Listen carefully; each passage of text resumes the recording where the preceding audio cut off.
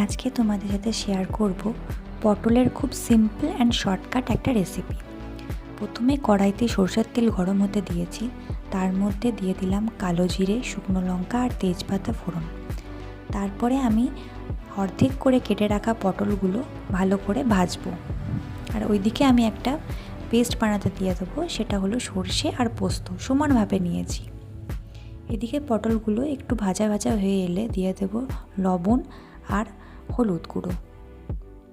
তারপরে ভালো করে লাল লাল করে আমি পটলগুলোকে ভেজে নেব।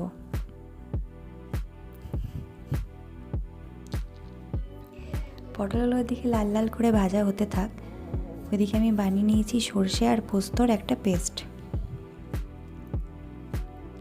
এদিকে আমি দিয়ে দিলাম পটলের মধ্যে আদা আর ধনে জিরের গুঁড়ো। তারপরে পটলগুলোকে ভালো করে আবার আমি কষিয়ে নেব মশলার সাথে। পটলগুলো বেশ ভালো করে কষানো হয়ে গেলে আমি হালকা একটু জল দিয়ে দিয়ে কষাতে থাকবো, যাতে তলে না লেগে যায় মশলাটা। তলে পুড়ে গেলে পরে মশলার গন্ধটা ভালো আসবে না। পটলগুলো যখন ভাজা হয়ে যাবে তার মধ্যে আমি অ্যাড করে দেবো ওই সর্ষে আর পোস্ত বাটাটা। কিছুক্ষণ মিডিয়াম ফ্লেমে রান্না করলেই আমার রেডি পটল সর্ষে পোস্ত। ঠিক সেই সময় আমি অ্যাড করে দেবো একটু পরিমাণ মতো চিনি। একটু ঝোলটা ফুটে এলেই অ্যাড করে দেবো কাঁচা সর্ষের তেল।